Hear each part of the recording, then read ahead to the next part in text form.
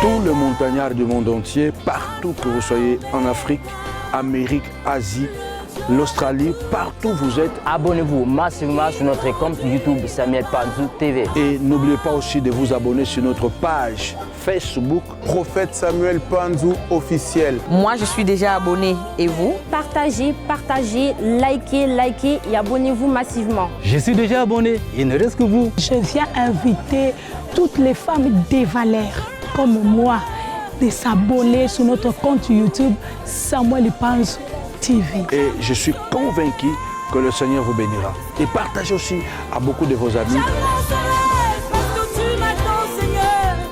Le thème de notre séminaire qui commence, parce que chaque mois on a un séminaire, on a un thème. Nous voulons enseigner sur l'argent et le thème est comment redonner vie à mes finances quand je touche le fond. Comment je peux redonner vie à mes finances quand je touche le fond. Mais on ne peut pas parler de finances sans que nous puissions rentrer dans l'étymologie de ce mot argent. Regarde ton frère, dis-lui argent. Dis-lui l'argent. Oh, dis-lui l'argent. Alors, vous allez aimer ce que je vais vous enseigner. Vous savez, dans mon ministère, je ne parle pas beaucoup sur l'argent, comme vous le savez. Mais comme je disais la fois passée aussi que, du fait que les gens qui sont sérieux ne parlent pas bien sur l'argent, c'est là où il y a les dérapages. Parce que les bandits peuvent en profiter et prêcher ce message à tort et à travers et dévier le peuple de Dieu. Comment redonner vie à mes finances quand je touche le fond? Sous-thème, c'est quoi l'argent? Vous savez, il y a une expression que dernièrement je ne répète plus, que je voudrais répéter aujourd'hui. Une mauvaise interprétation, pardon, mauvaise définition amène une mauvaise interprétation. Si vous avez une mauvaise définition de quelque chose, vous aurez une mauvaise interprétation. Et la mauvaise interprétation va conduire à une mauvaise application.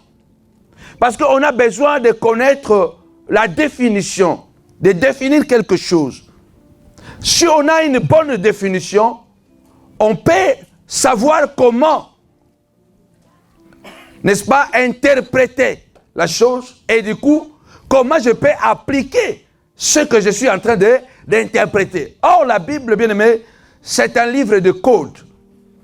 C'est un livre de code qu'il faut découvrir. Dites avec moi code. Ah, vous êtes faible aujourd'hui, pourquoi? Dites avec moi code.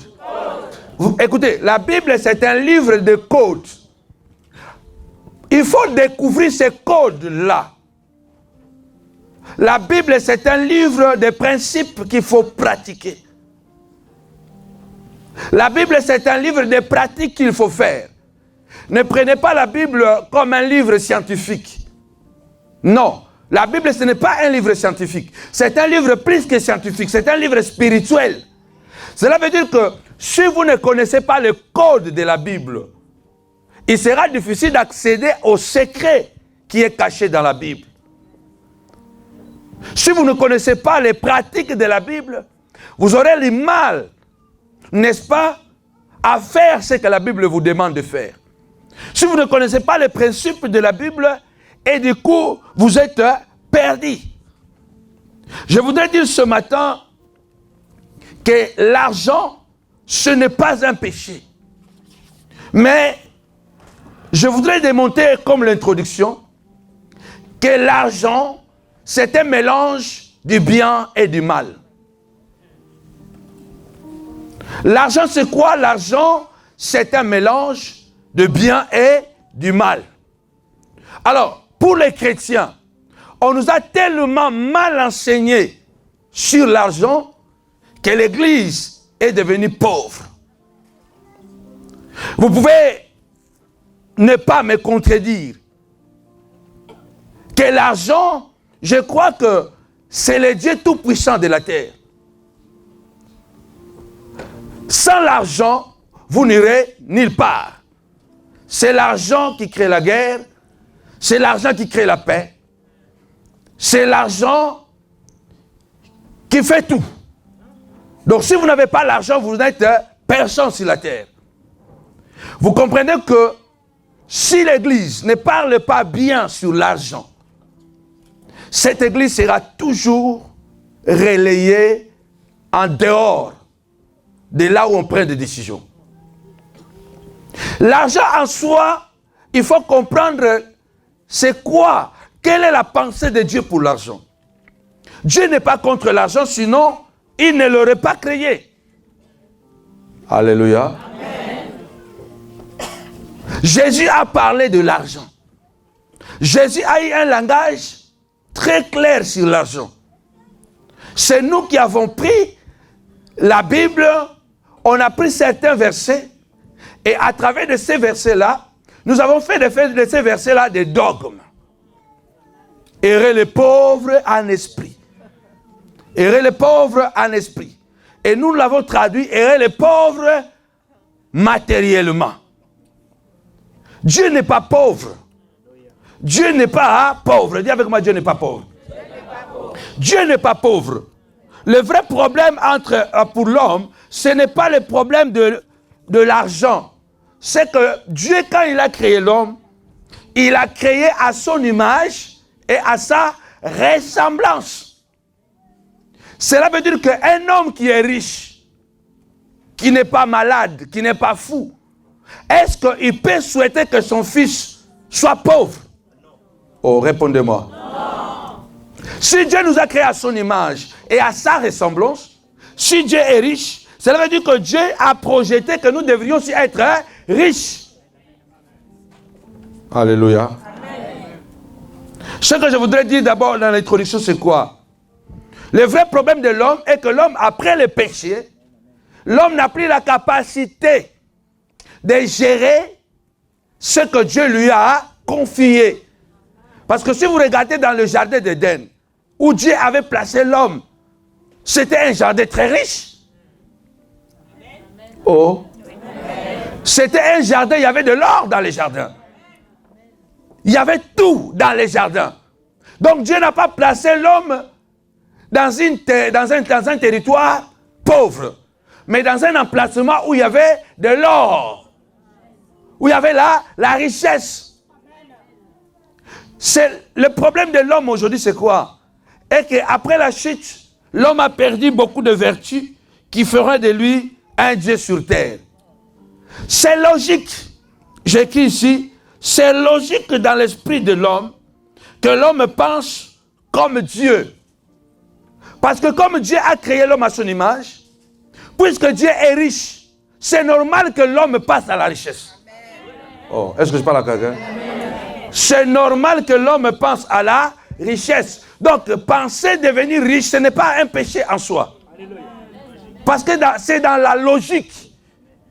C'est dans ton ADN.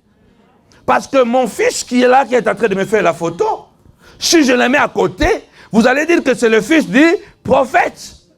Alléluia. Amen. Pourquoi? Parce qu'il me ressemble. Et il a dans son corps les gènes de son père. Il y a des moments où il agit comme son père.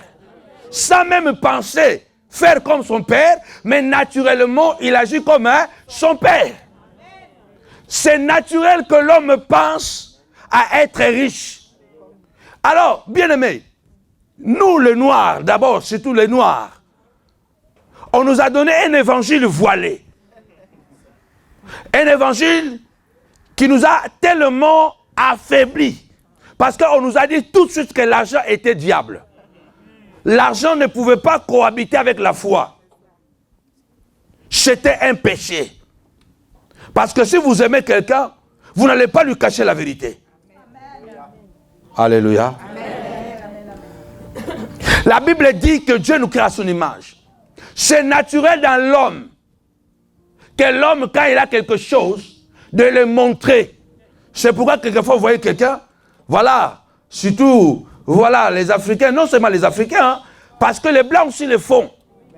Moi, j'ai vécu en Italie. L'Italien est plus qu'un Africain. Un Italien, quand il s'habille bien, il va te montrer qu'il est bien habillé. Il te dira même, tu vois comment je suis habillé? C'est naturel dans l'homme. Quand l'homme, il a quelque chose. Ça, dans la divinité, ce n'est pas de l'orgueil. C'est naturel dans l'homme de prouver que j'ai ça. Pourquoi? Parce que Dieu lui-même montre ce qu'il a. Oh. Je vais aller doucement. Hein. Lisez avec moi Psaume 111, verset 4. Je vais aller doucement parce que je vais vous révéler des choses. Vous montrer que l'argent, c'est un mélange de la vie et de la mort. C'est naturel que l'homme, quand il a une belle voiture, de montrer que moi j'ai une belle voiture. Quand il a une belle maison, de montrer que moi j'ai une belle maison. Mais le vrai problème, ce n'est pas montrer. Mais maintenant, c'est l'esprit qui vous anime à montrer ce que vous avez. Est-ce que je parle à quelqu'un? Est-ce que vous montrez ce bien pour quel but? Mais ce n'est pas un péché de dire que moi je possède 10 maisons. Moi je possède ces richesses. Ce n'est pas un péché. Quelqu'un peut lire ça rapidement? Rapidement. Je voudrais un micro pour quelqu'un qui est ici parce que je prêche toujours avec des versets bibliques. Sinon je m'en vais lire moi-même. Hein? Ok maman, rapidement. Vas-y, je vais répéter ce que vous dites. Préparez un micro ici. Quelqu'un prépare un micro. Je lis la parole de Dieu au nom de Jésus. Il a laissé la mémoire de ses prodiges, l'Éternel miséricordieux et compatissant. Il a donné de la nourriture à ceux qui le craignent. Il a laissé la mémoire de ses prodiges. Et Romains chapitre 1, verset 19 à 24. Il a laissé, la Bible dit, il a laissé la mémoire de ses prodiges. Romains chapitre 1, verset 24, rapidement. Aïe. L'apôtre Paul dit, les perfectionnements invisibles. Est-ce que je ne vais pas réciter ça? Je voudrais que quelqu'un prenne ce verset. Ce qu'on peut connaître de Dieu. Ce qu'on peut, écoutez-moi.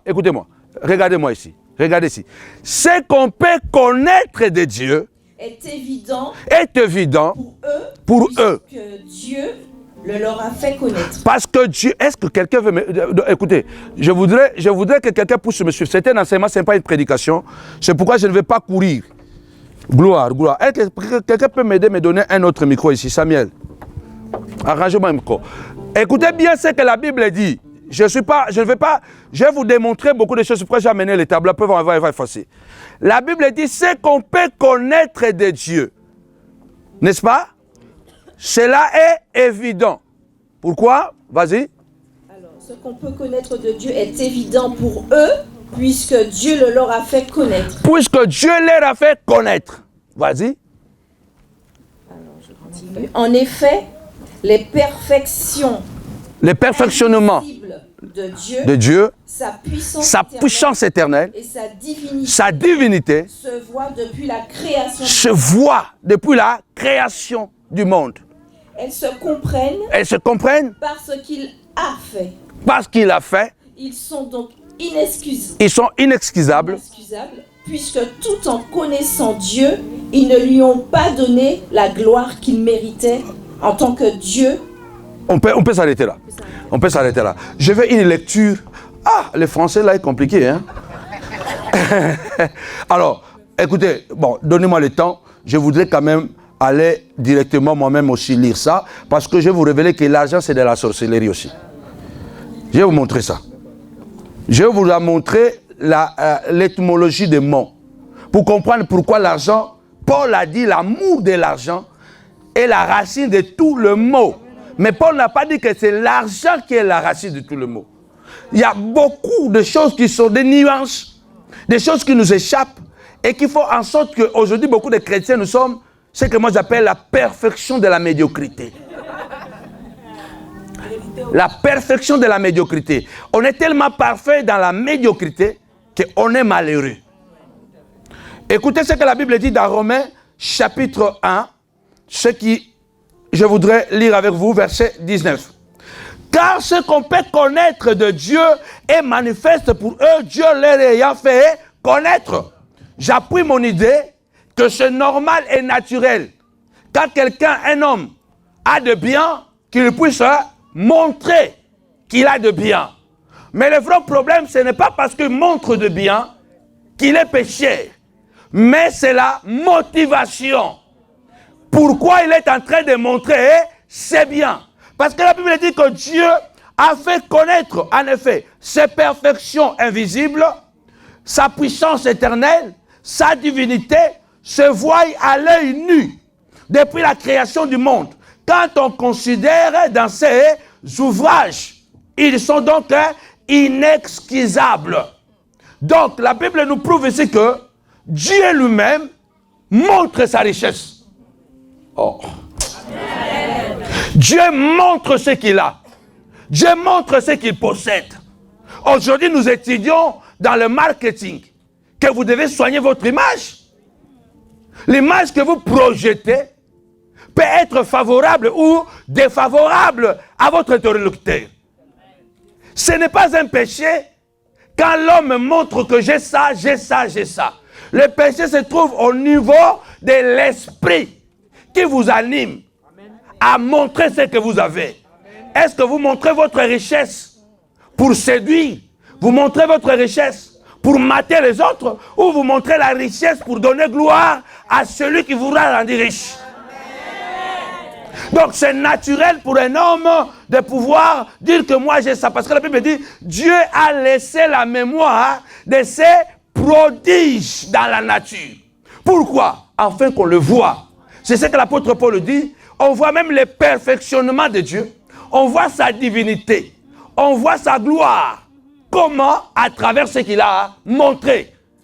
Ce n'est pas du tout directement un péché quand quelqu'un parle de sa richesse. Quand quelqu'un parle de ses biens. Parce que Dieu lui-même montre ce qu'il a et ce qu'il possède. Alléluia. Et Dieu, quand il s'agit de l'argent, Dieu n'a pas de tabou. Je voudrais aller droit au but. Ça, ce n'est que l'introduction.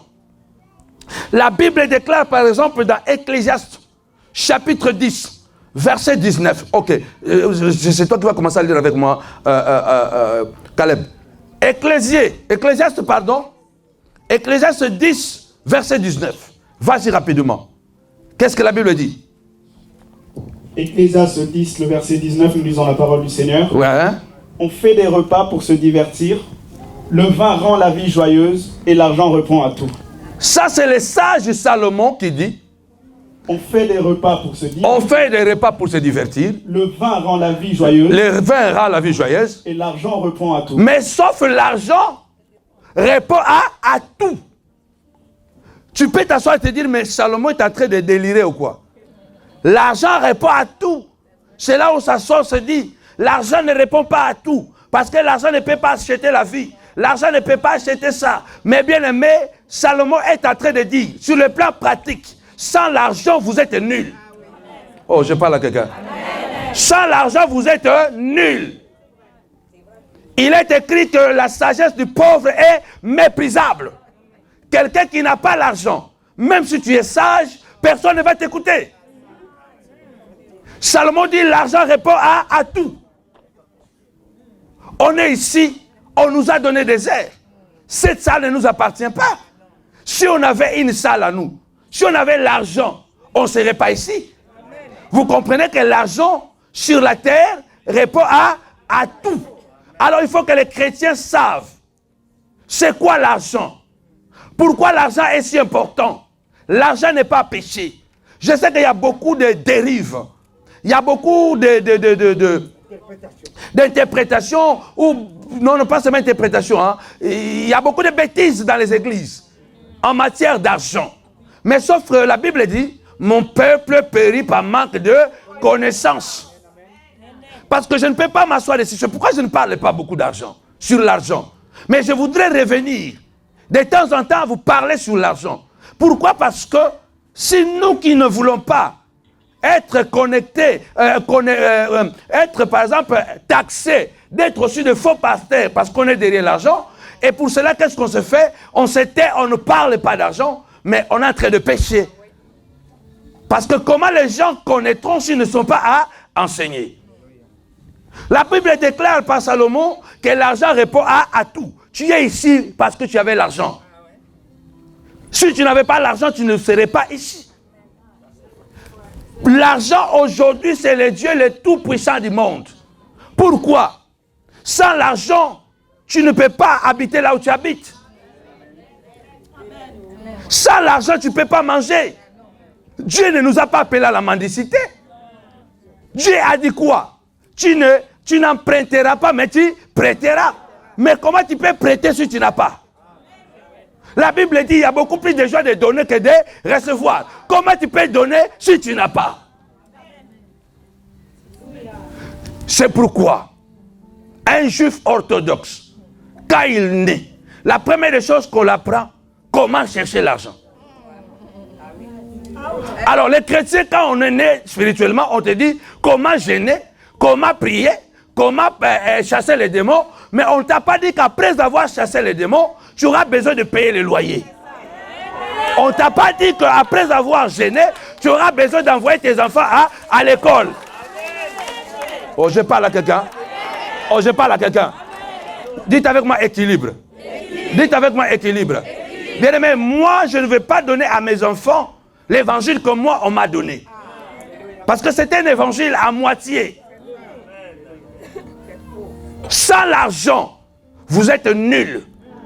Et Dieu ne prend pas l'argent comme un péché. Allez-y, Agé chapitre 2. Ça, ce n'est que l'introduction. Agé chapitre 2, verset 8. Agé chapitre 2, verset 8. Tu dois être très vite, papa. Agé 2, le verset 8. Wow.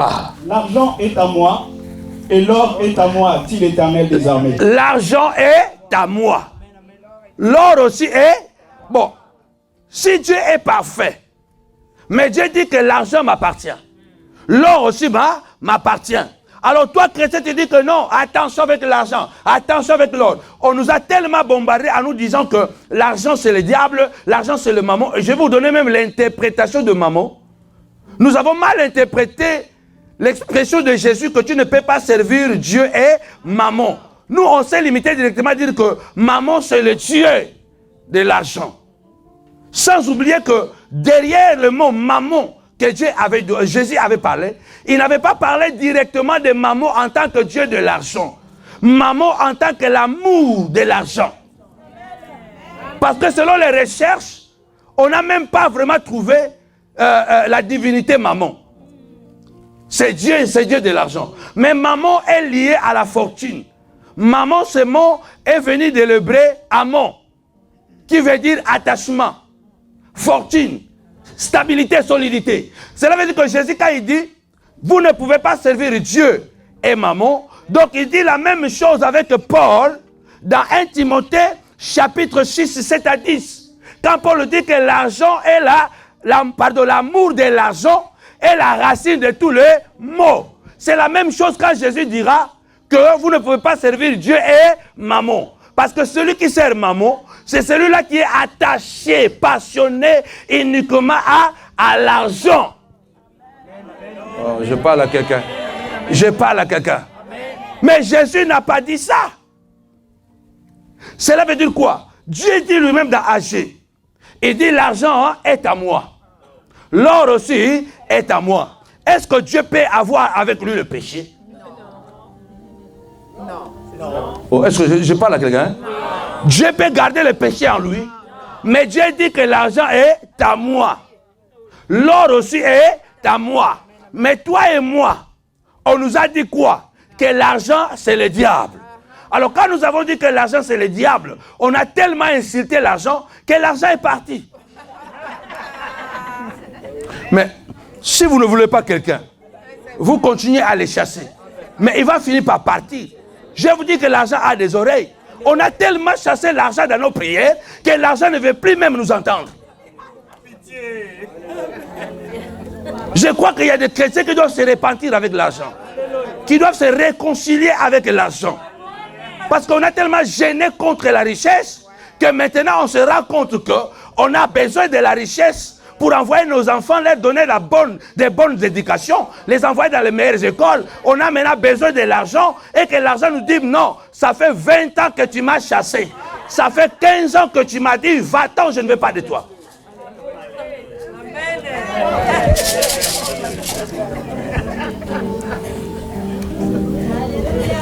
Le problème, ce n'est pas l'argent. Le problème, c'est la compréhension. Est-ce qu'on peut lire rapidement 1 Timothée 6, 7 à 10. Waouh! Est-ce que quelqu'un est béni ce matin? Quelqu'un est béni ce matin? Vas-y, papa. 1 Timothée 6, 7 à 10, nous lisons la parole du Seigneur. Car nous n'avons rien apporté dans le monde, et il est évident que nous ne pouvons rien emporter. Vas-y. Si donc nous avons la nourriture et le vêtement, cela nous suffit. Mais ceux qui veulent s'enrichir tombent dans la tentation, dans le piège et dans beaucoup de désirs insensés et pernicieux qui plongent les hommes dans la ruine et la perdition. Donc, allons doucement. C'est là où vous allez comprendre que Paul répand les discours de Jésus. Amen. Alléluia. Amen. Jésus avait dit quoi? Si vous avez la nourriture de chaque jour, cela vous suffit.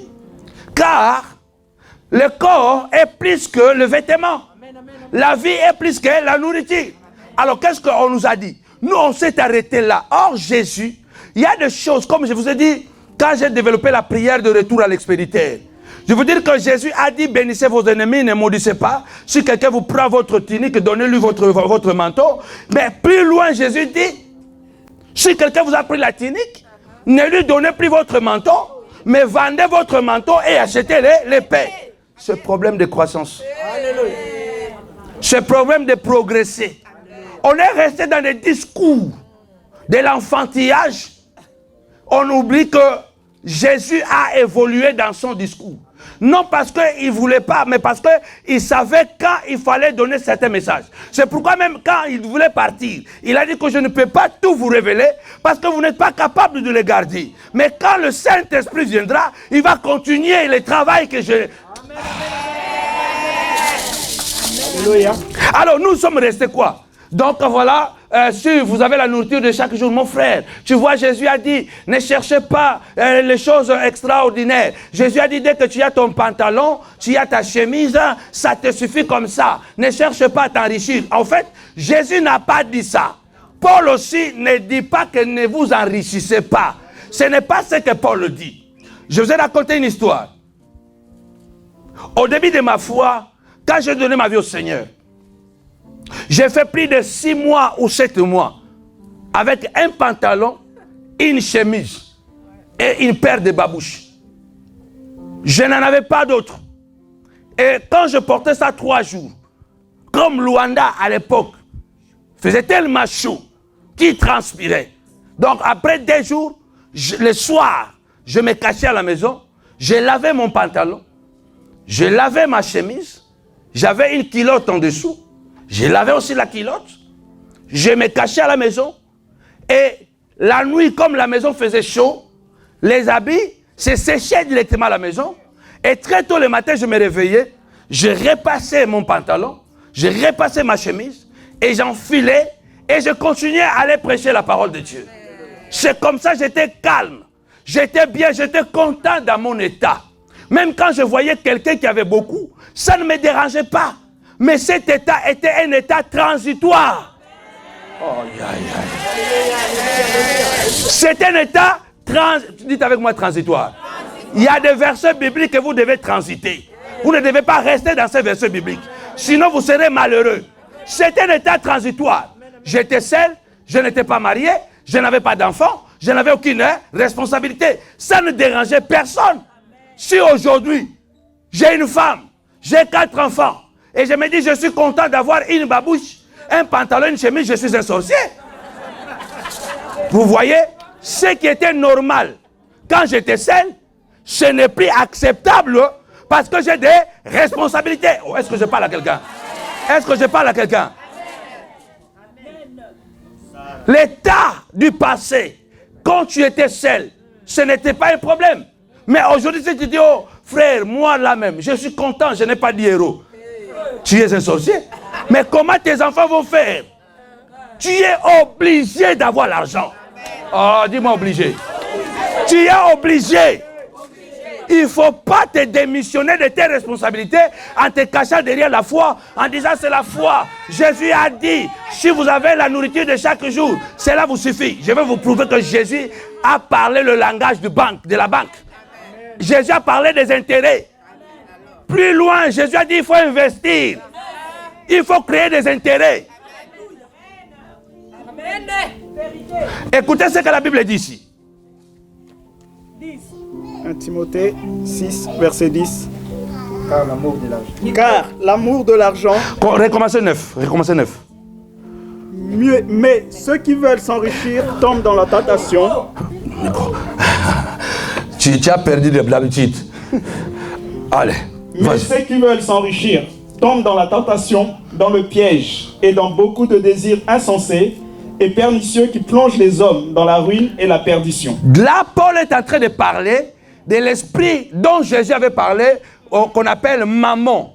Donc, attachement aux richesses matérielles, attachement aux richesses physiques.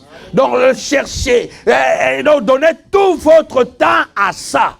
Mais Dieu veut l'équilibre. Donc, l'apôtre Paul, maintenant, il va préciser dans le verset 10. Car l'amour de l'argent. Vous comprenez?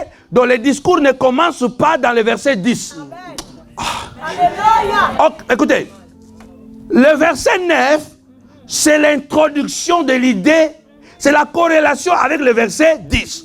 C'est ce que beaucoup de chrétiens nous avons pris l'habitude de prendre un verset, on se limite là, on ne connaît même pas l'idée de l'auteur. On ne sait pas comment le discours a commencé. Vous comprenez ici, là, nous sommes restés au niveau du verset 10. Et dans le verset 10 même, on a mal interprété. L'argent, c'est la racine de tous les maux. Non, l'apôtre Paul dit bien, l'amour de l'argent. Ce n'est pas l'argent qui est la racine du mal. Mais l'apôtre Paul veut dire que l'amour de l'argent, c'est ça la racine de tous les... C'est ça qu'il est en train de dire. Ceux qui veulent chercher à tout prix de devenir riches, hein, en tuant les autres, en devenant des prostituées, en devenant des bandits, en critiquant, en détruisant. Ça, cet amour-là, il est un amour malsain. Mais si vous aimez l'argent pour le bien de votre vie, pour le bien de vos enfants, ça, ce n'est pas mauvais.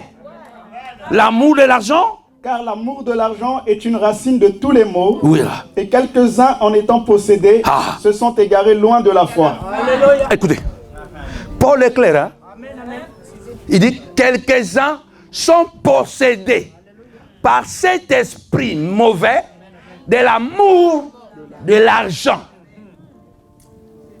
Vas-y. Et se sont jetés eux-mêmes dans bien de tourments. Et se sont jetés eux-mêmes dans bien de... Écoutez-moi. C'est ce que vous voyez aujourd'hui. Quelqu'un a de l'argent, mais il n'a pas la paix. Alléluia. Il a l'argent, mais il n'a pas la paix. Pourquoi? Parce qu'il a utilisé des moyens, des systèmes illicites pour ça s'enrichir. Il y a des gens qui sont devenus riches en vendant leur dos. Il y a des hommes aujourd'hui qui règlent comme des femmes. Ils perdent le sang en fait d'avoir l'argent. Il y a ceux-là qui ont détruit les autres en fait qu'ils aient là l'argent. C'est ce que l'apôtre Paul dit. Ils sont possédés par cet esprit qui fait qu'ils deviennent riches, mais par de moyens pernicieux. Et c'est ce qui fait qu'ils sont dans les tourments. Pourquoi? Parce que la Bible dit quoi? La Bible dit que la bénédiction de l'Éternel enrichit. Oh, et elle n'est suivie d'aucun chagrin. Si tu commences à trop plaire avec ton argent, demande-toi quelle est la source de ton argent. Comment tu as fait pour avoir l'argent que tu as? La Bible dit que Dieu, la bénédiction de l'Éternel a enrichi. Donc Dieu n'est pas contre la richesse. Dieu n'est pas contre la richesse. Il dit même que je veux que tu prospères à tous égards. Et que tu sois en bonne santé comme prospère l'état de ton âme. Dieu n'est pas contre la richesse. Mais Dieu est contre l'amour de la richesse. Alléluia. Dieu n'est pas contre la richesse. Dieu n'est pas contre l'argent. Mais Dieu est contre l'amour de l'argent. Il faut que tu prospères. La prospérité, c'est quoi? C'est être capable de suffire à ses besoins, aux besoins de ses enfants, de sa femme, de son entourage. C'est être capable de manger et de faire manger les autres. Mais quel est ce Dieu-là qui nous laisse tellement en difficulté qu'on n'a pas les moyens de manger nous-mêmes? Le désert, c'est un état transitoire. Quand vous êtes dans le désert, c'est normal de ne rien cacher. La manne tombe, vous devez tout manger. Mais quand vous entrez dans la terre promise, ce n'est plus la manne. Donc vous voulez rester tout le temps dans le désert? Non. Donc il y a un moment où on mange tout. Il y a un moment où on doit investir. Ça, c'est dans la pensée de Dieu. Si vous ne prospérez pas, avec vos jeûnes et prières, ou nos jeûnes et prières, combien d'enfants, des chrétiens deviennent des prostituées? Papa, je vais le téléphone. Ma fille, on va intercéder.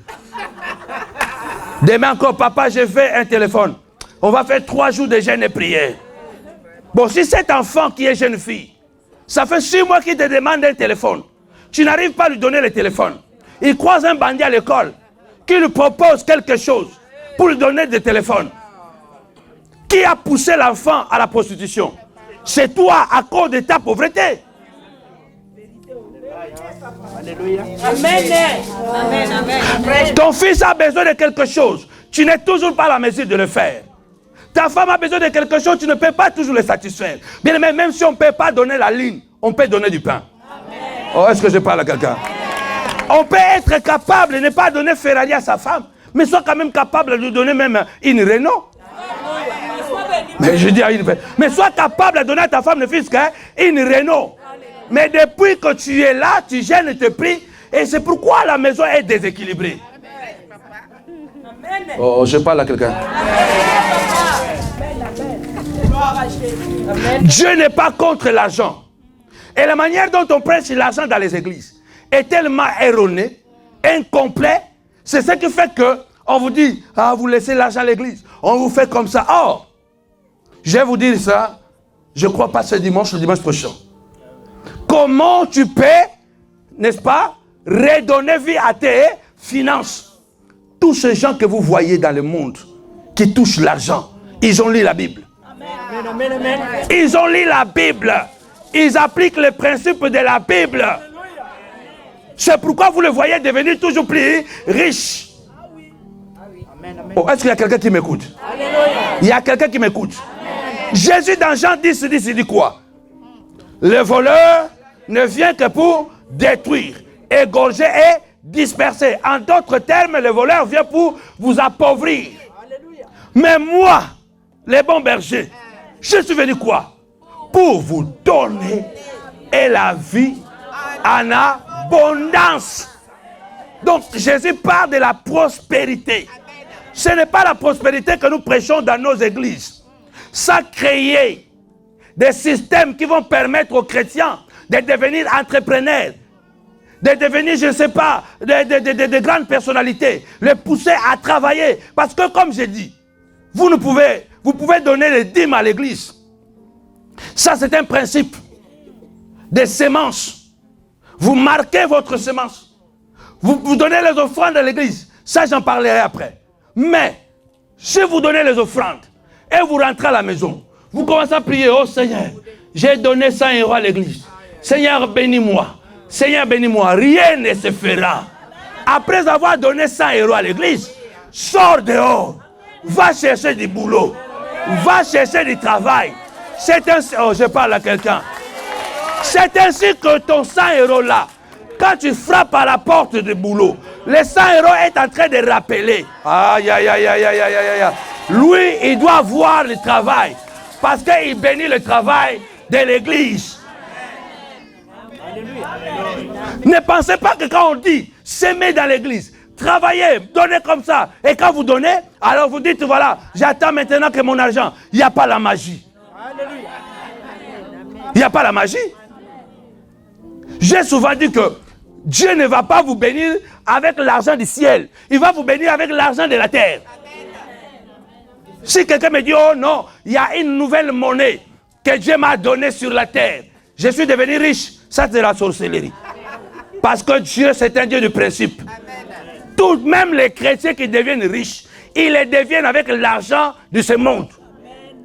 Oh, je ne sais pas si je suis en train de parler à quelqu'un. Si tu es devenu riche, tu es chrétien, tu l'es devenu avec les dollars. Tu es devenu avec les euros, les francs CFA. Donc tu ne deviens pas riche avec ton argent qui vient du ciel. Or, cet argent-là est dans la poche de quelqu'un, est dans une banque. Pour que cet argent vienne à toi, ça ne suffit pas de donner la dîme. La dîme, c'est un acte de foi que tu poses. Afin que quand tu vas aller travailler... Oh,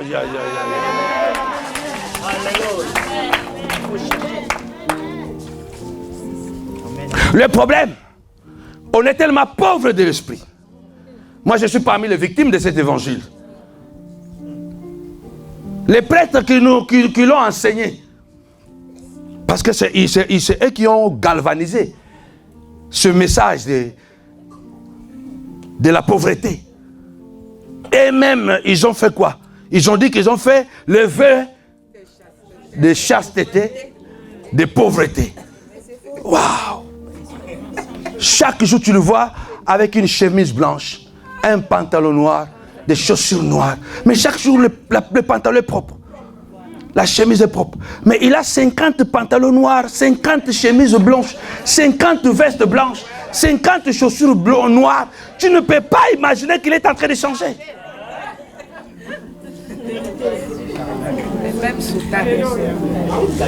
Les soutanes que vous voyez là, il n'y a pas qu'une seule soutane. Il y en a plusieurs. Et ça coûte cher. Et vous comprenez même que même le vœu de chasteté qu'ils ont fait, ça n'a pas marché.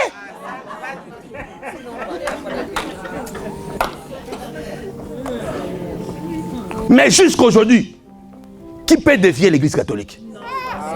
Qui?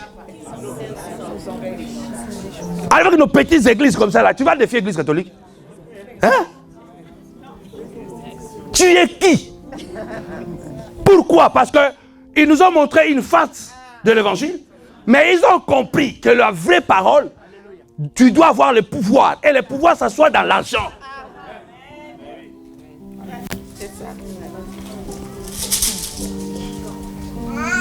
Ils ont l'argent. Très riche. Un petit État dans un État qui a des ambassadeurs et qui refuse même certains pays. On dit les ambassadeurs accrédités au Saint-Siège.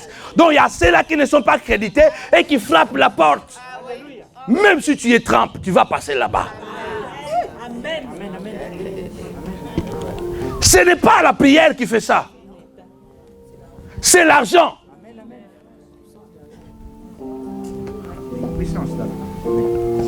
Pourquoi nos églises sont faibles? Parce que ce sont des églises pauvres. Pauvres mentalement, pauvres matériellement et de facto pauvres spirituellement. Alléluia. Parce que si tu es tout le temps pauvre mentalement, pauvre matériellement, tu deviendras pauvre spirituellement. Parce qu'un pauvre, c'est comme un bébé qui est toujours exposé à tout genre de virus. Oh, je vais répéter. Un pauvre, c'est comme un bébé. Il est exposé à tout genre de virus. Quand un enfant est né, donc si tu l'amènes dehors, tout virus qu'il va attraper, il va croiser, il va l'attraper. Parce que son système immunitaire n'est pas développé. C'est pourquoi aujourd'hui, on dit avant que l'enfant sorte, vous devez le faire vacciner. Moi qui connais la brousse, même au village, quand un enfant naissait, il ne pouvait pas sortir de la maison pendant 3 mois. Au village, l'enfant restait enfermé à la maison, afin que son système immunitaire puisse se développer. Et quand il va sortir, qu'il soit capable, lorsque le virus va l'attaquer, qu'il soit capable de se défendre. Mais un pauvre n'est pas capable de se défendre. Amen, amen, amen. Tu ne peux pas défendre même ta maison. Tu ne peux pas défendre tes enfants. Un pauvre est fragile.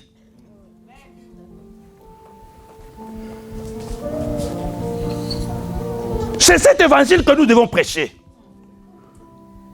Refusez la pauvreté et la médiocrité, mais ne devenez pas des bandits. Mais l'argent, ce n'est pas un péché. Combien on nous a taxés des années, à l'époque là. Dès que tu penses, c'est pourquoi nous qui sommes venus des églises traditionnelles, moi je suis sorti des églises Assemblée de Dieu. Je ne suis pas sorti des églises de réveil. Donc c'est pourquoi vous voyez que mon évangile est différent. Je ne fais pas d'appel de fonds, je ne fais pas comme ça, je ne fais pas parce que c'est ça la culture qui m'a été inculquée. Que l'argent, attention, ça détruit le ministère. Attention, l'argent, c'est bien, c'est vrai. Mais on nous c'est le seul élément, c'est mauvais, mais nous devons le posséder. Oh. Est-ce que quelqu'un comprend mon discours? L'argent n'est pas bien, mais tu es obligé de le posséder avec toi. Indispensable, plus que même indispensable. Devenir riche, ce n'est pas un péché. Je voudrais donner quelques nuances avant de continuer. Quelques nuances, c'est quoi l'argent? L'argent, au fait, c'est quoi? Regardez ce que j'ai dessiné. Il faut effacer ça. Fais-moi ça. Effacez d'abord. C'est un cours, hein? Ok? Là, aujourd'hui, je vais donner quelques nuances pour comprendre le mystère de l'argent. Mais sans ces mystères, sans cet argent, même ta propre femme peut fuir. Ah, mais je te dis la vérité. Même si elle est très spirituelle, à la fin, elle va se fatiguer. Hein?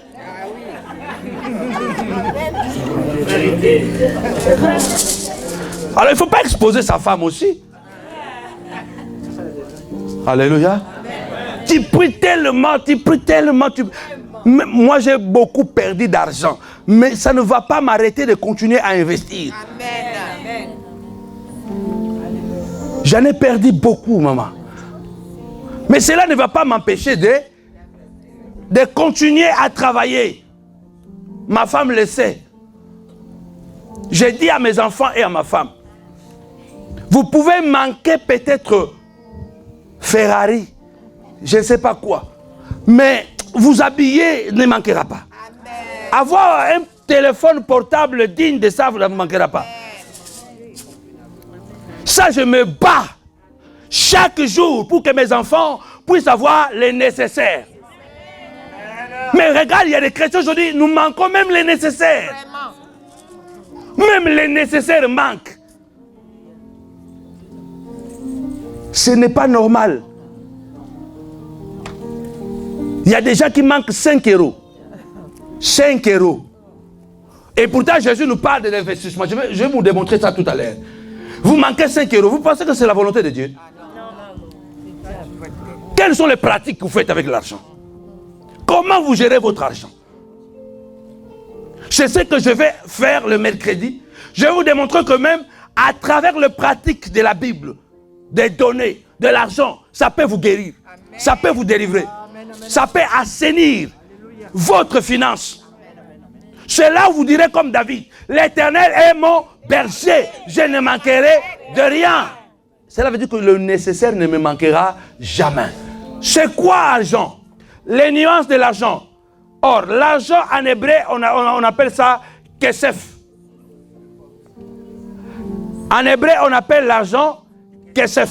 J'ai créé une sorte, comment je peux appeler ça? Pyramide. Hein, la pyramide de l'argent. Écrivez ça, la pyramide de l'argent. Donc, je vais vous donner les définitions et les nuances, de l'argent. Vous sortirez ici. Si votre tête n'est pas explosée, cela veut dire que vous avez la tête de mule. Parce que les choses que je vais vous apprendre aujourd'hui, ça doit forcément changer votre vision de l'argent. Amen, amen. Est-ce que vous êtes là avec moi? Amen. Est-ce que vous êtes là avec moi? Amen. Dieu veut faire quelque chose de nouveau. Moi, je ne suis pas millionnaire, moi aussi je cherche. Mais j'ai décidé, l'époque où je marchais avec une paire de babouches un pantalon, c'est fini. Parce que là, je ne suis plus d'accord avec Dieu si je reste avec une babouche. Si moi déjà j'ai une babouche, qu'est-ce que Emmett va faire? Il va marcher en moutanda, comme disent les Italiens, dans un sous-vêtement. Oui, parce que toi-même, papa, tu as une paire de babouches, tu as un pantalon, ta femme va marcher comment? Il y a un épisode qui s'est créé dans mon village à l'époque. On était encore enfants, je devais avoir, je crois, dans les 12 ans. Comme au village, il n'y avait pas de sous-vêtements. Bon, je ne sais pas comment les gens s'est débrouillés. Et après, il y a un développement qui a commencé à arriver pour comprendre comment, quand vous êtes pauvre, quelquefois, il y a des choses qui deviennent compliquées. Alors, un papa au village avait des femmes. Et il y a eu maintenant le marché chez nous au village. Et dans ce marché, on a commencé à vendre des vêtements et tout. Et ce vieux papa au village, il a acheté des sous-vêtements et des soutiens-gorge à ses femmes. Et puis il a amené ça. Je crois que c'était vraiment extraordinaire pour ces femmes. Pour la première fois, ils voyaient les sous-vêtements et les soutiens-gorge. La nuit, pendant que les enfants nous jouons, il y avait une bagarre qui était... les enfants se sont bagarrés. Les deux mamans sont sorties comme ça, pensant que pensant qu'ils pouvaient sortir avec les sous-vêtements, que c'était des kilotes. Donc les deux mamans, les deux femmes là sont sorties avec des sous-vêtements et des soutiens-gorge. Quand ils sortent comme ça, les filles...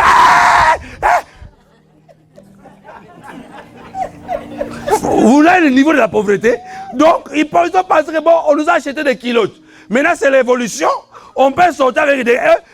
les d'autres mamans qui étaient plus évoluées, on les a récupérées. Maman, entrez à la maison, c'est quoi? Mais oui, on est sorti avec des... Non, ça sont des sous-vêtements.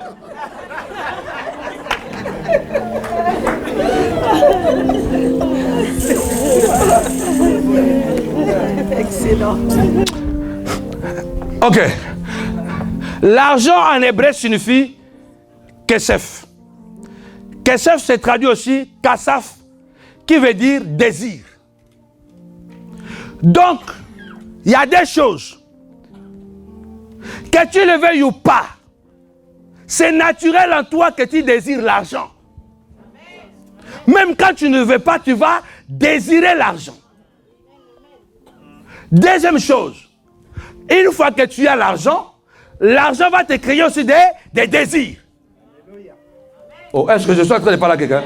Donc, première des choses, l'argent va te créer des désirs, mais que tu le veuilles ou pas, tu vas désirer l'argent. Donc, toute personne qui désire l'argent, il n'est pas maman. Quand un enfant commence à se développer dans le commerce, il dit, ah, cet enfant a l'esprit de maman. Je chasse l'esprit de maman. Tu es en train de chasser la richesse de l'enfant. C'est naturel dans l'homme de désirer l'argent. Parce que l'argent signifie désir. Et une fois que tu as l'argent, que tu le veuilles ou pas, l'argent va créer en toi des désirs. Avec l'argent, tu peux désirer commencer à voyager quand tu veux. L'argent peut commencer à créer en toi le désir d'acheter des bijoux. C'est là où nous voulons être bénis à travers le principe biblique avec Dieu. Pour que nos désirs n'aillent pas à l'encontre avec Dieu. Oh, est-ce qu'il y a quelqu'un qui me comprend? L'argent, kesef, signifie aussi kosef, qui veut dire envie. Que tu le veuilles ou pas, l'argent va créer à toi des envies. C'est pourquoi Dieu veut te bénir à travers sa parole. Tu dois avoir des pratiques. Tu dois connaître des codes spirituels, afin qu'une fois que tu as l'argent, que le spirituel puisse gérer tes envies. L'argent n'est pas mauvais, Kesef. Mais sache que quand tu auras l'argent, tu auras des envies. Tu t'assois comme ça, tu étais marié et fidèle à ta femme, mais l'argent te donne un certain envie. À cause du pouvoir de l'argent, tu peux aller désirer ou envier une autre femme, même la femme du voisin. Parce que tu as l'argent. L'argent peut créer en toi. Est-ce que c'est l'argent qui est mauvais? Non. Mais l'argent peut produire de mauvaises choses. Les nuances. Kesef signifie aussi kachef, qui signifie sorcellerie. Tout ça, c'est l'argent. C'est pourquoi vous allez voir, aujourd'hui, s'il y a quelque chose qui tue, plus que la sorcellerie, c'est l'argent. Il y a des gens qui deviennent sorciers pour prendre l'argent. Mais il y a des gens qui sont devenus riches avec l'argent, et puisque l'argent signifie aussi la sorcellerie, beaucoup de gens sont devenus des sorciers après qu'ils ont reçu de l'argent.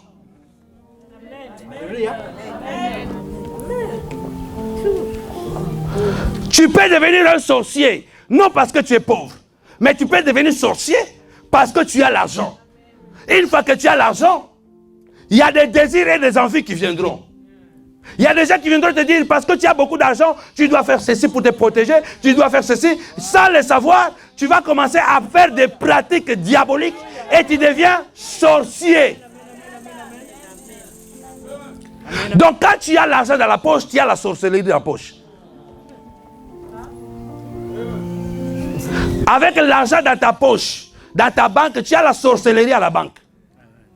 Parce que cet argent, par ses nuances, signifie aussi sorcellerie. Mais le problème, c'est quoi? C'est la fermentation. Le vin est fermenté, une fois pressé et mis dans des vases, et puis caché. Mais si vous pressez le vin, vous buvez le vin directement, ce n'est pas un vin fermenté. Le problème de l'argent, c'est où vous avez placé votre argent. Est-ce que vous avez placé votre richesse en Dieu? Votre argent, vous l'avez reçu par Dieu? Vous vivez avec votre richesse en Dieu ou vous le vivez en dehors de Dieu? C'est pourquoi vous allez remarquer, vous allez dire, mais quand il était pauvre, il était bien. Depuis qu'il est devenu riche, il est devenu très méchant. Parce que l'argent l'a rendu sorcier. Il insulte même les gens. Je parle à quelqu'un. Il y a des gens qui sont calmes ici, là. Les jours seulement, tu vas croiser quelqu'un. Tu as croisé un ministre qui t'a donné de l'argent. Tu as ouvert la société. Déjà même le pasteur, il devient ton marchepied. Quand tu entres à l'église, là, c'est...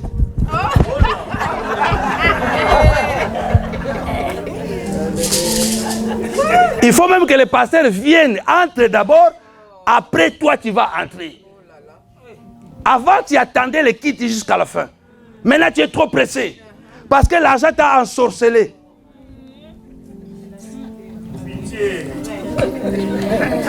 Mais le problème ce n'est pas l'argent. Comme je vous ai dit, l'argent c'est le seul élément qui est mauvais et qui est bien et que nous devons posséder. Parce que Dieu dit, l'or et l'argent m'appartiennent. Si l'argent auprès de Dieu ne devient pas sorcellerie, donc auprès d'un vrai enfant de Dieu, l'argent ne peut pas se transformer en sorcellerie. À cause de ton argent, tu es devenu tellement fort que tu peux écraser n'importe qui. Tu soupçonnes n'importe qui à cause de ton argent. Tu es devenu sorcier. Le problème, ce n'est pas l'argent, mais le problème, c'est toi.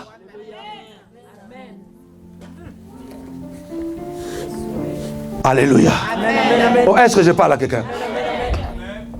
L'argent, kesef, signifie aussi kes, qui veut dire couper ou annihiler.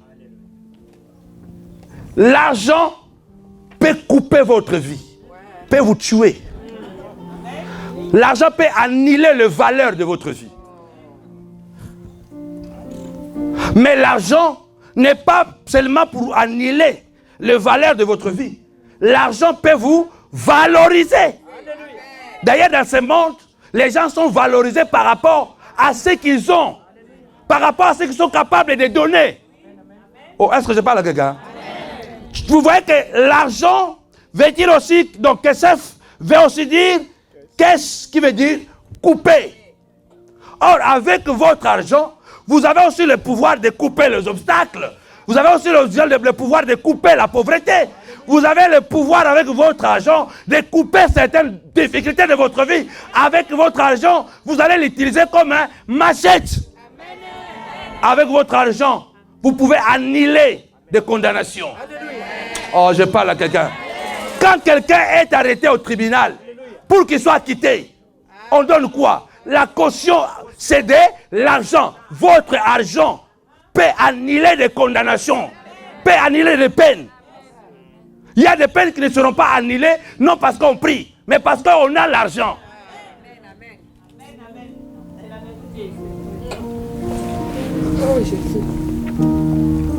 Kesef signifie aussi Sahaf. Ravagé. Waouh! Vous voyez comment le monde il est ravagé par l'argent? Vous voyez Apple devenir de plus en plus riche. Samsung de plus en plus riche. Qu'est-ce qui se passe? Mais parce qu'ils ravagent. Ils vont en Afrique. Non seulement Samsung et Apple, beaucoup d'entreprises européennes. Les Européens, pour garder le standing de la vie qu'ils ont jusqu'à aujourd'hui, ils sont obligés de continuer à ravager. Congo, l'Afrique, partout. Pas seulement le Congo. Partout. En Afrique. Pourquoi? Parce que l'argent peut vous pousser à commencer à prendre tout. Avec l'argent. C'est pourquoi le Seigneur dit, l'amour de l'argent est la racine de tous les problèmes. N'ayez pas l'amour de l'argent. Alléluia. Mais vous ne devez pas ne pas avoir l'argent. La Bible dit, aimez-vous les uns les autres. Mais le premier commandement, c'est quoi? Aime ton Dieu de tout ton cœur, de toute ton âme, de toute ta force. Quand tu aimes ton Dieu de tout ton cœur, de toute ta force, de toute ton âme, il y a toujours un amour que tu réserves aussi pour ta femme. Aimer Dieu ne nous empêche pas d'aimer nos enfants.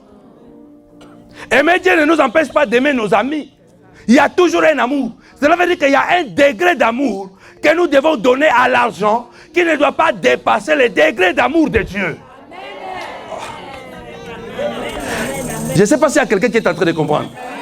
Donc, Dieu est en train de nous dire qu'il y a un degré d'amour que vous devez donner à l'argent, mais qui ne doit pas dépasser le degré de l'amour de votre Dieu.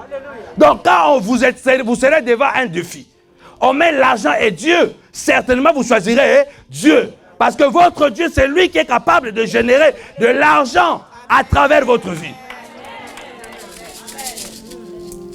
Il y a des ravages en Afrique à cause de l'argent. On va vous montrer là où on prend l'or, diamant, le cobalt. Hier, je suivais encore un documentaire qui m'a encore énervé.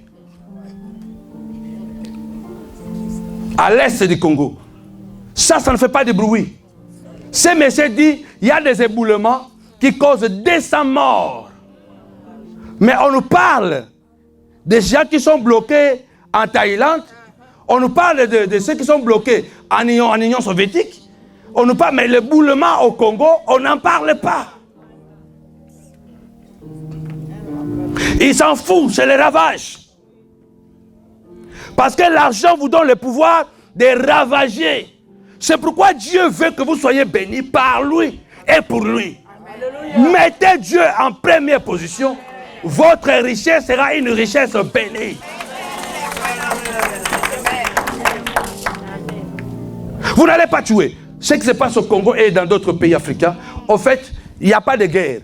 Toutes les guerres que vous voyez, des ravages qui viennent. Déjà, le manque d'argent signifie ravager. Donc, quand vous avez l'argent, attention, vous pouvez commencer à ravager. Chaque multinationale a ses milices. A ses milices dans ces coins-là. Il y a même un monsieur qui a montré ça sur France 24. Chaque multinationale a ses milices. Et ce sont ces milices-là qui défendent leurs intérêts. Ce sont les mêmes personnes-là qui sont en train de ravager et qui sont en même temps des bailleurs de fonds de l'ONU. C'est eux qui sont des bailleurs de fonds de l'ONU. Donc c'est quelqu'un qui est en train de te tuer, en même temps il veut te guérir. Il va te guérir comment? Parce que l'ONU ne peut pas fonctionner sans ces multinationales. Donc c'est comme un chien qui se mord la queue. Donc ce qui se passe en Afrique, ça va continuer comme ça si l'homme noir ne va pas changer sa mentalité. Et comme je disais dans mon live, si nous n'aurons pas de présidents vrais nationalistes qui vont dire la vérité au peuple, afin que la révolution soit une révolution du peuple, pas la révolution de l'élite. Non, il n'y aura pas la révolution de l'élite africaine.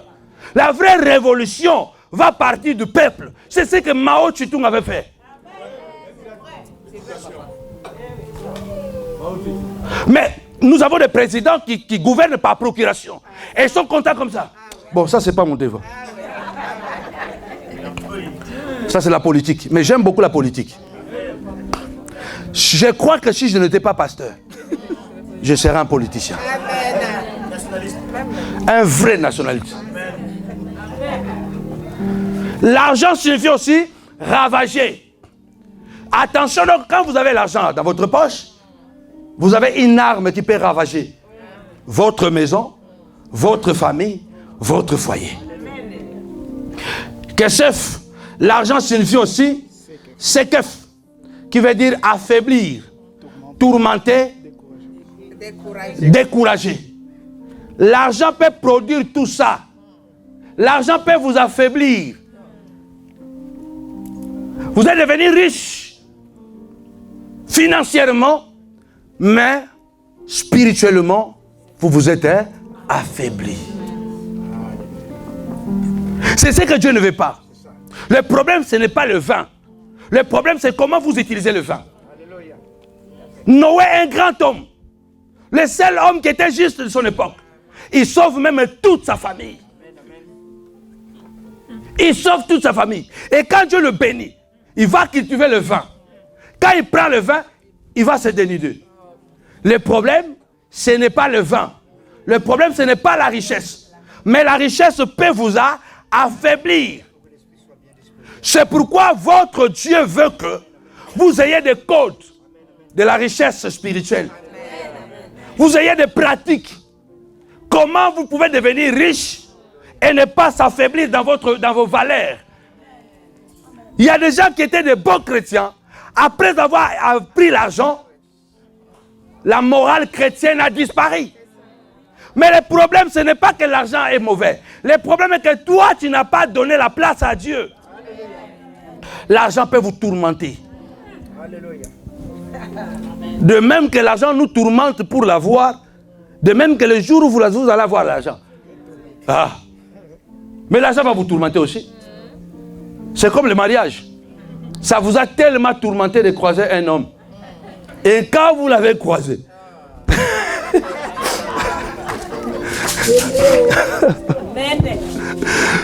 ça devient encore un sujet de prière. Pasteur, cet homme me tourmente. C'est comme ça l'argent.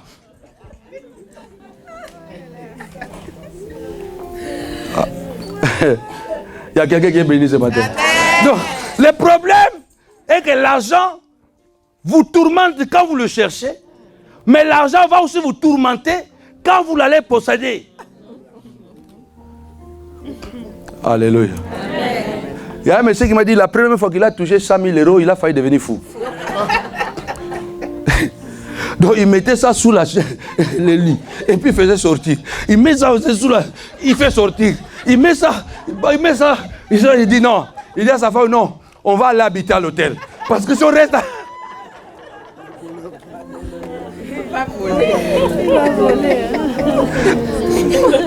Est-ce que quelqu'un peut acclamer le Seigneur?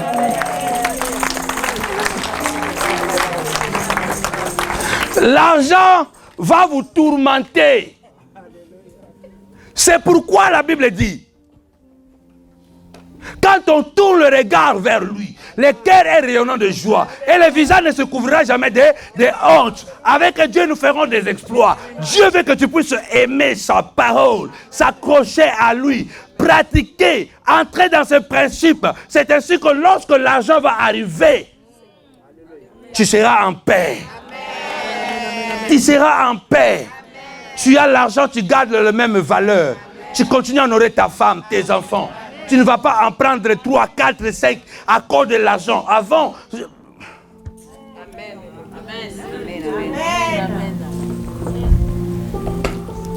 L'argent peut vous décourager. Il y a des gens qui se sont suicidés après avoir devenu riches. Il dit, je ne sais plus quoi faire.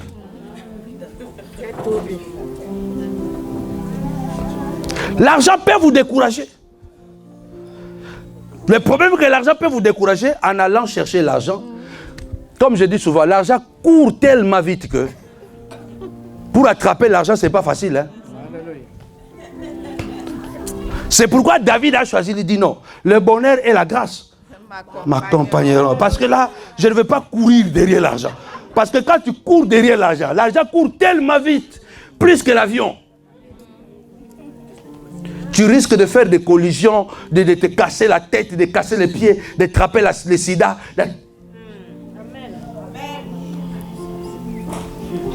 C'est sérieux, hein? L'argent peut vous décourager. Même quand vous avez l'argent, ça peut aussi vous décourager. Vous avez l'argent, vous ne savez plus quoi faire. Vous avez tellement visité toutes les femmes du monde. Il y a quelqu'un qui m'a dit, non, moi j'étais avec les Chinoises, avec l'Australienne, avec les Européennes, après il est parti à l'Afrique. Après il a voulu aller avec des pygmées.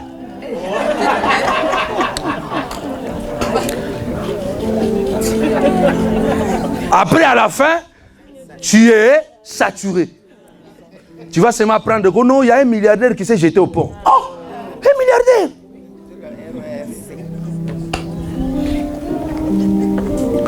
Est-ce que je parle à quelqu'un? Est-ce que je peux continuer? L'argent signifie aussi, donc kesef signifie kesef, qui veut dire aussi découvrir.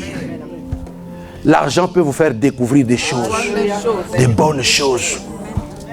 Alléluia. Je me rappelle d'un petit garçon qui était venu d'un pays, je préfère taire le nom. Il arrive à Luanda. Et puis à Luanda, c'était comme en Europe. Hein. Les gens mangeaient. À Luanda, c'était dans les années 78 jusqu'à 85, 86. Mais tu allais à la banque, tu changeais l'argent, tu venais en Europe et puis tu rentrais. C'était comme ça. Alors il est allé quelque part, il a mangé des œufs. Quand il est venu nous voir, comme on était tous des jeunes, on était là, il bougeait les ventres comme ça. Et puis, on lui a dit, voilà, est-ce que on est en train de manger les chikwanga? Tu vas me dire, ah mais, vous avec les chikwanga, mais moi, aujourd'hui j'ai mangé vraiment des œufs là, vrai. Donc il a découvert les œufs.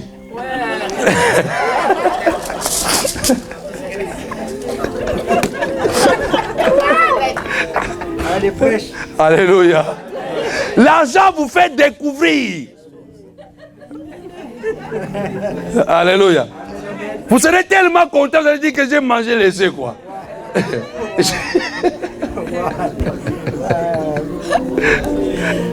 Alléluia. Qui n'a jamais été surpris lorsqu'on vous a logé dans un hôtel 5 étoiles? Quand vous vous dites, waouh! Oh. Moi, je me rappelle, à notre époque, quand on entrait au restaurant, on demandait le prix. Mais je vous assure, on était même seuls, mais on demandait le prix. Quand vous entrez dans le restaurant, vous demandez, les plats, ça coûte combien? Parce que vous avez peur de manger.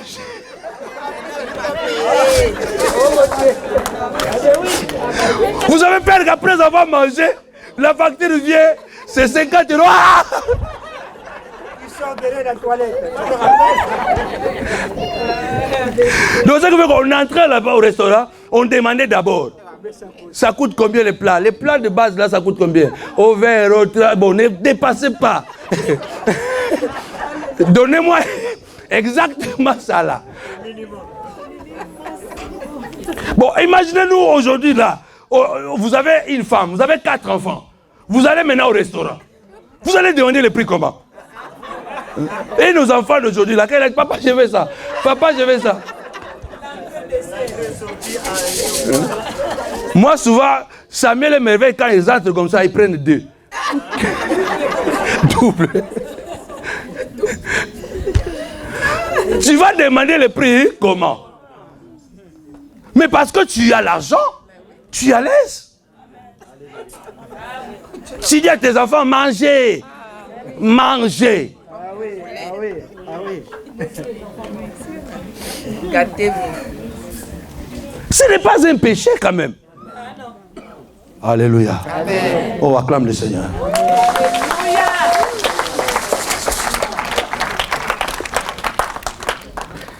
Est-ce qu'il y a quelqu'un qui est béni? J'arrive à la fin. Aujourd'hui. Encore 15 minutes. Ça, ce sont les nuances de ce qu'est l'argent. Vous voyez que c'est un mélange du bien et du mal. Mais on ne peut pas s'en empêcher. Tu ne peux pas. Parce que si tu n'as pas l'argent, tu es foutu. Et ce n'est pas dans la volonté de Dieu.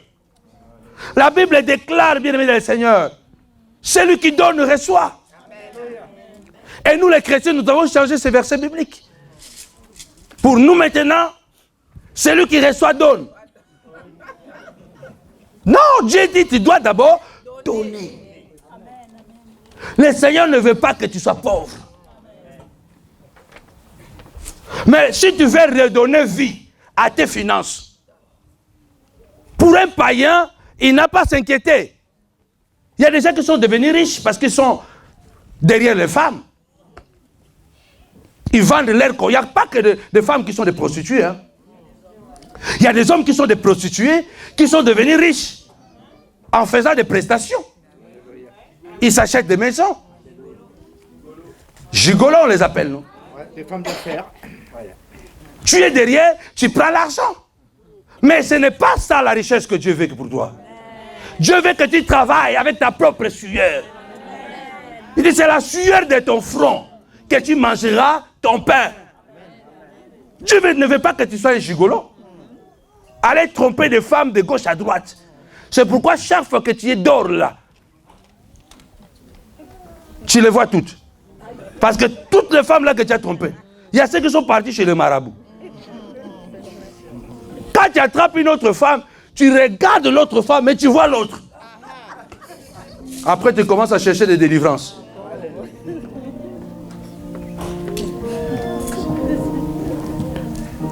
La Bible dit, je veux que tu prospères à tous égards. Mais ce que vous devriez faire, c'est de connaître le principe. Le principe, les codes, les secrets, pour que votre argent soit de l'argent béni. Il y a un terme qu'on dit aujourd'hui, l'argent sale. Dieu ne veut pas de l'argent sale. Dieu veut de l'argent que vous avez vous-même produit par votre intelligence, par votre sueur, par votre courage. Comme je disais dans live, faites parler votre conscience et mettez vos travail. Parce que la Bible dit, votre travail ne sera jamais en vain. On ne peut pas servir Dieu et être pauvre. Cela veut dire qu'il y a quelque chose qu'on n'a pas compris. On ne peut pas servir Dieu et être pauvre. Parce que Dieu le sait. Si je n'ai pas l'argent, je ne peux pas payer cette salle. Dieu le sait. Si je n'ai pas l'argent, je ne peux pas arriver ici. Dieu le sait. Il a dit, je connais les besoins de ton cœur. Donc Dieu ne peut pas ignorer le besoin d'argent dans le ministère ou dans une famille.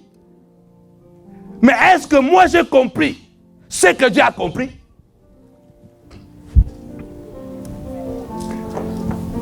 Moi, j'ai compris ce que Dieu a compris. Nous devons accéder à ces principes par la grâce, à travers la parole de Dieu, la connaissance de la parole de Dieu. Je vais donner le premier principe. Pour terminer, vous comprenez que c'est un enseignement, ce n'est pas une prédication. Dieu est tellement bon.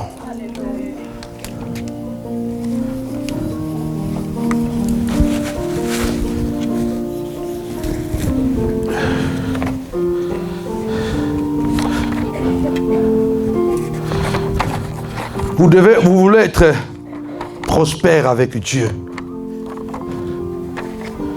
Il est écrit, Jésus a dit, tu peux effacer, fils.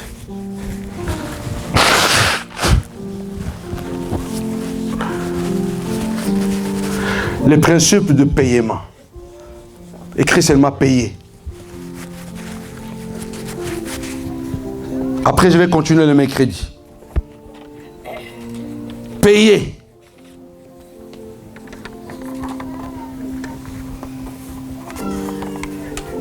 Comment vous pouvez devenir riche?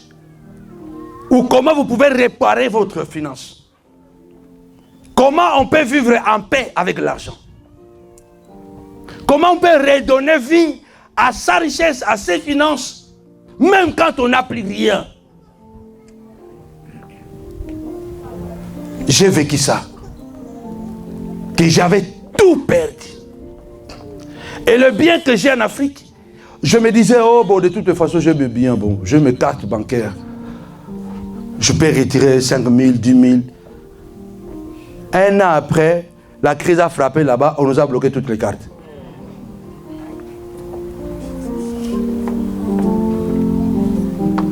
Jésus a dit un principe, donnez à César ce qui est et à Dieu ce qui est à Dieu. Beaucoup de chrétiens n'arrivent pas à émerger. Pourquoi? Prends ça maintenant. Première pratique. Payer vient du verbe l'échalem.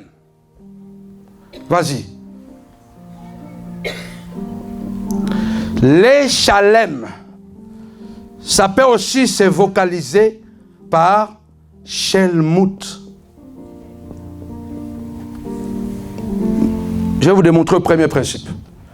Beaucoup de chrétiens, Dieu a béni votre vie. Mais vous avez oublié beaucoup de principes.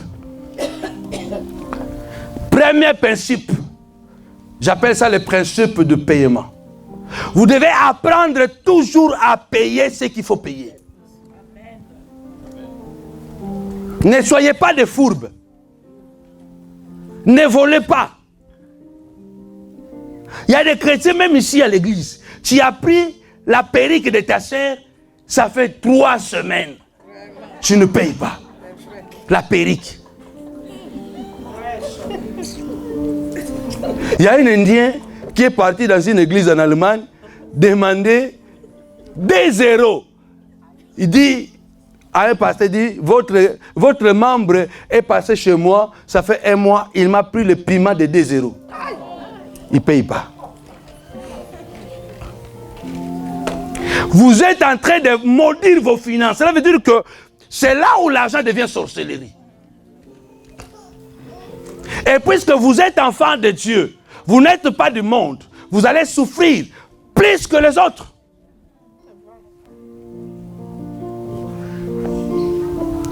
Payer, voilà le principe.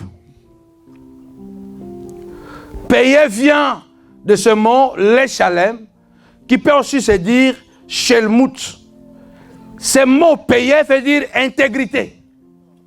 Chaque fois que vous payez ce que vous devez payer, là vous marquez votre intégrité. Oh, vous voulez prospérer dans vos finances avec Dieu, soyez des hommes et des femmes intègres. Chaque fois que tu payes ta dette, tu es en train de montrer que tu es une personne intègre. Ce mot shalom qui veut dire intégrité, c'est le mot qui veut dire shalom. Shalom qui veut dire la paix. Avec votre argent, vous pouvez être un homme intègre. Il y a des gens, des chrétiens qui ne sont pas intègres. Pourquoi? Parce qu'ils n'ont pas l'argent. À César, ce qui est à César, et à Dieu, ce qui est à Dieu. Mais combien de factures impayées on a à la maison? Après, on se dit, bon, ça c'est l'État. Ben oui, c'est l'État. Mais Jésus a dit à César ce qui est à César. Chaque fois que nous ne payons pas nos factures, nous sommes des hommes pas intègres. Et du coup, ça détruit notre communion avec Dieu. L'argent, bien aimé, peut provoquer la guerre. Mais l'argent peut aussi donner la paix. C'est avec l'argent qu'on fait la paix. Tu veux la paix? Si tu as l'argent, tu peux faire la paix. Combien de cas, de crimes qui ont été résolus à travers l'argent? On donne l'argent et du coup, il y a le calme. L'argent peut éteindre un feu. Alors dites-moi, si, c'est bon comme ça, papa. Si vous n'avez pas l'argent, comment vous allez payer votre essence? Comment vous allez payer l'assurance de la voiture? Comment vous allez payer le loyer de la maison? Comment vous allez envoyer vos enfants à l'école? Ce qui fait qu'à cause de manque d'argent, on est matin, midi, soir à la CAF. Et chaque fois que la CAF ferme, c'est la débandade, c'est la dépression. Parce qu'on n'a pas l'argent. Donc l'argent peut faire de vous une femme intègre, un homme intègre. Donc si tu n'as pas l'argent, tu peux procurer, chercher à avoir l'argent. Travailler afin de payer ta dette. De payer ce qu'il faut payer. C'est ça qui va te montrer, qui va montrer que tu es quelqu'un d'intègre. L'argent, c'est shalom aussi. Parce que l'argent règle des conflits. Oh, balancez un peu la main. Balancez un peu la main.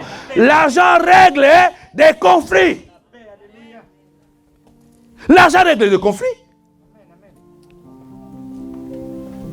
C'est pourquoi, c'est là où je vais clôturer. Premier principe, vous voulez redonner vie à votre finance parce que vous commencez à devenir pauvre. Commencez à payer ce qu'il faut payer. Payez votre dîme. Faites vos actions de grâce. Donnez vos offrandes. Je vais enseigner ça.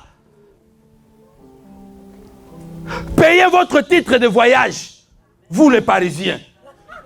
Parce qu'ici, les hommes et les femmes, ils sont des sportifs. Tout le monde saute ici. Non, un chrétien ne doit pas sauter, prendre un métro sans payer.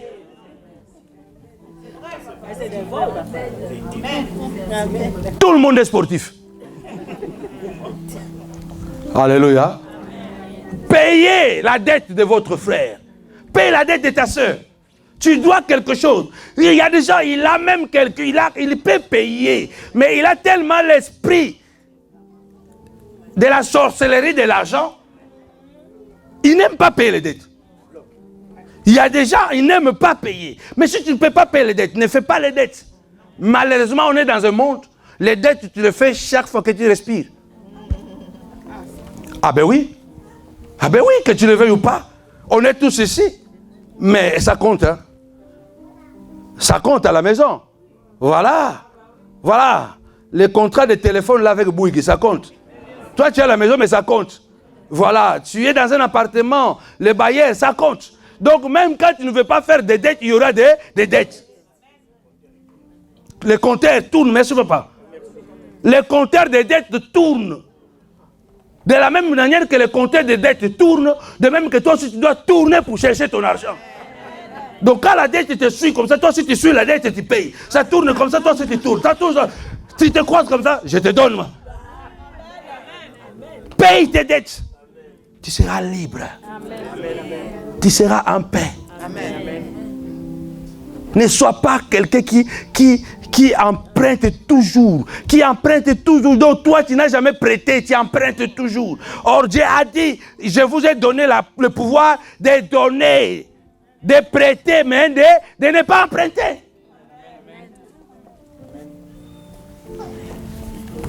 Dis avec moi, payer la dette.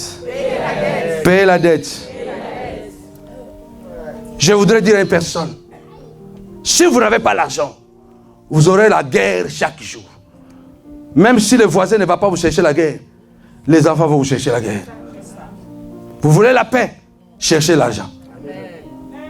Vous voulez être intègre, cherchez l'argent. Cherchez l'argent. Payez ce que vous devez payer. C'est le premier principe qui va vous amener à l'intégrité et qui va vous donner la paix. Ani le shalem, qui veut dire en hébreu, j'ai payé ma dette. Ata le shalem, tu payes. Aksinu le shalem, nous payons. Tu dois payer à César ce qui est à César. Ne te dis pas que oh non, moi là, de toutes les façons, on est chrétien, frère, tu dois comprendre. Hein, pasteur, il m'embête vraiment, je n'ai que 10 euros, mais paye les 10 euros.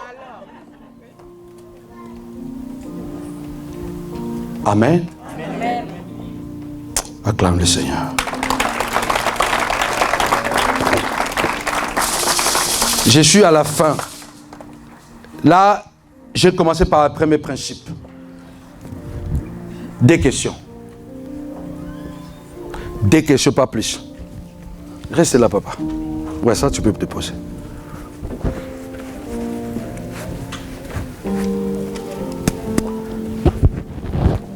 Donc, c'est clair, alors? C'est très clair. Il n'y a pas de questions? Ah! Alors, on acclame le Seigneur. Parce qu'on a parlé de l'argent, il n'y a pas de questions là. J'ai béni le Seigneur. Alors ne partez pas hier, venez encore. Venez mercredi. Là, mercredi, nous entrons maintenant dans le principe. Pour vous montrer que quand on fait ces principes, comment Dieu peut nous guérir. Amen. Comment Dieu peut guérir nos finances. Amen. Nous guérir même physiquement. L'argent n'est pas mauvais seulement. L'argent est bon et mauvais à la fois. Mais c'est la seule chose qu'on ne doit pas s'en passer.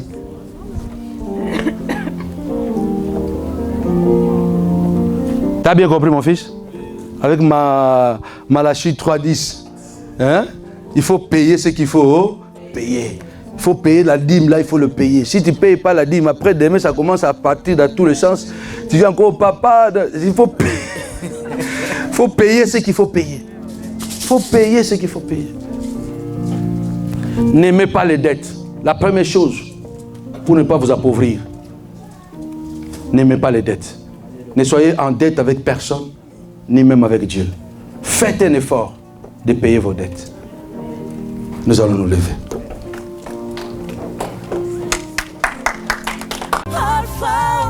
Tous les montagnards du monde entier, partout que vous soyez, en Afrique, Amérique, Asie, l'Australie, partout où vous êtes. Abonnez-vous massivement sur notre compte YouTube Samuel Panzou TV. Et n'oubliez pas aussi de vous abonner sur notre page Facebook Prophète Samuel Panzou officiel. Moi, je suis déjà abonné. Et vous? Partagez, likez et abonnez-vous massivement. Je suis déjà abonné, il ne reste que vous. Je viens inviter toutes les femmes des valeurs comme moi de s'abonner sur notre compte YouTube Samuel Panzou TV. Et je suis convaincu que le Seigneur vous bénira. Et partagez aussi à beaucoup de vos amis.